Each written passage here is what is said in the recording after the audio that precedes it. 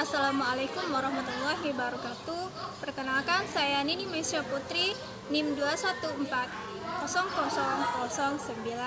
dari Prodi Pendidikan Bahasa Indonesia dari Universitas Askia.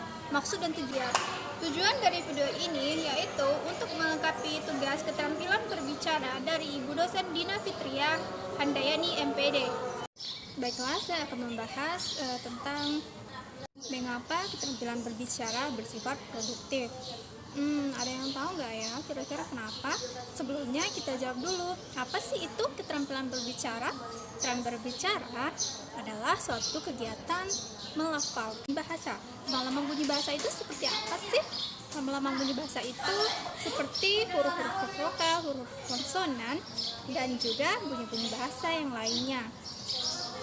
Huruf-huruf antara huruf abjad A sampai dengan huruf abjad Z. Jadi, sebuah bunyi-bunyi bahasa tersebut akan kita tuturkan sesuai dengan kondisi ataupun tempat penuturannya. Apa maksudnya?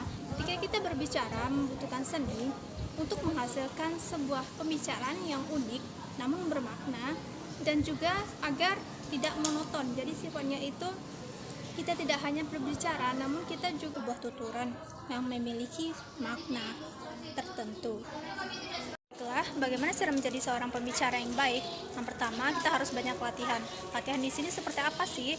Kita harus melakukan latihan-latihan untuk melatih berbicara kita supaya lebih efektif dan juga efisien dengan tujuan yang jelas. Yang kedua yaitu fokus pada topik. Apa maksudnya fokus pada topik? Fokus pada topik yaitu saat kita berbicara kita harus fokus pada topik. Jangan kita berbicara A namun kita memberikan topik yang B. Ataupun kita harus fokus pada topik pembicaraan.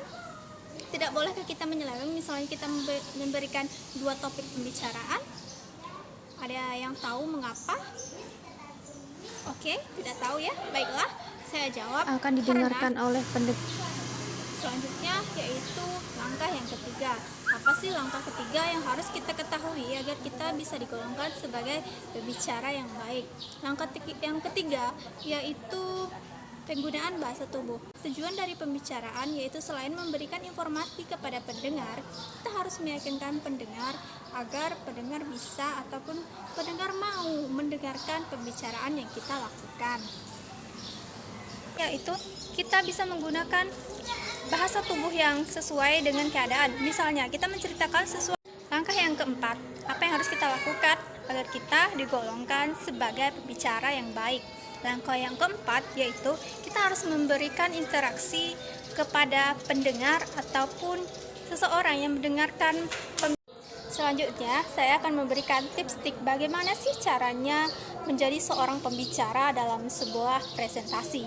Langkah pertama yang harus kita lakukan yaitu kita harus melakukan pembukaan dengan cara yang baik dan benar.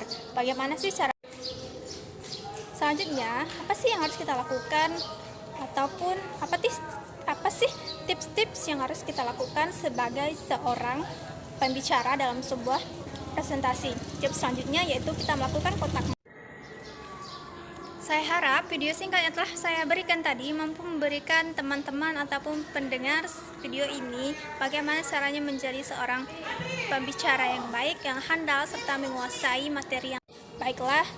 Sekian itu dari materi ataupun tips-tips dari saya. Saya Nini Mesya Putri, izin pamit undur diri. Assalamualaikum warahmatullahi wabarakatuh.